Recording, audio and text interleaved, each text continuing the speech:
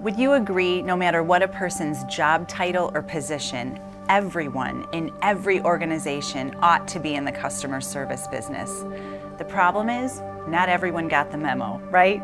And in most cases, we need to broaden our perspective on this subject and ask, who qualifies as a customer? And who's supposed to be serving who? Well, you're gonna love this piece. Your boss should see you as their customer and serve you just the same way that you should see them as a customer and serve them. Your coworkers exist to serve you. You got it like that, as much as you exist to serve them. Your department exists to serve other departments as much as they exist to serve your department.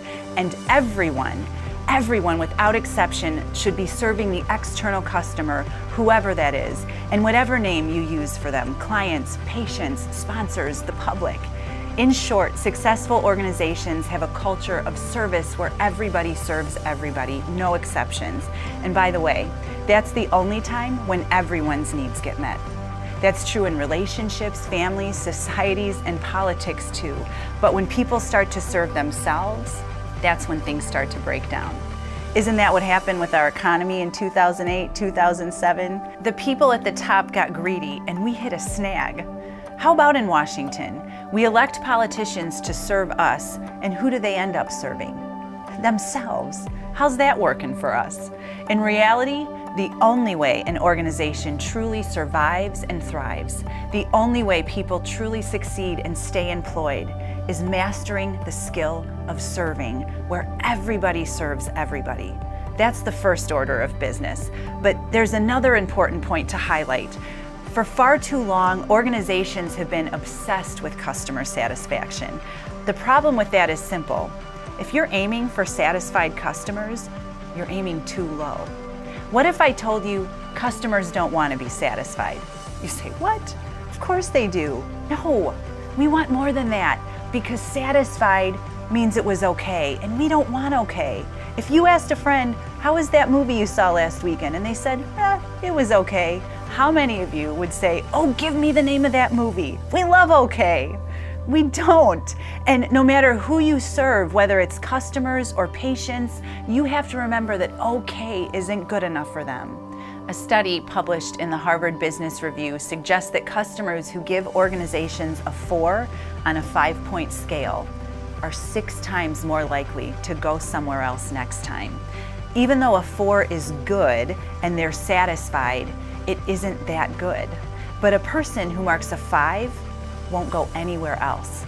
They're the ones who write letters, write checks, write the papers, and tell friends.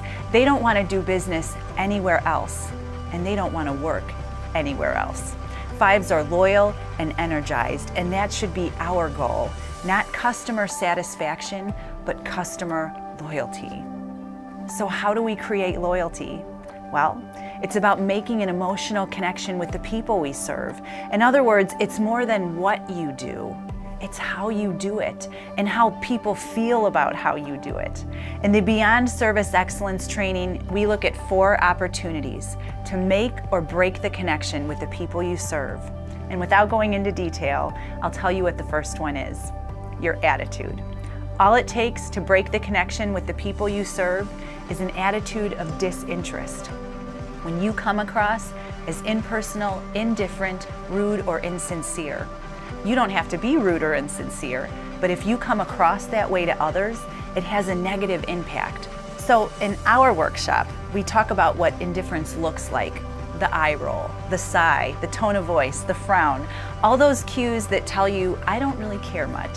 We also talk about where these attitudes of disinterest come from, and then we talk about how to develop an attitude of enthusiasm, which is the most powerful way to connect with the people we serve. This is where you come across like you care about them and about what you do, and it's the single greatest factor in creating customer loyalty.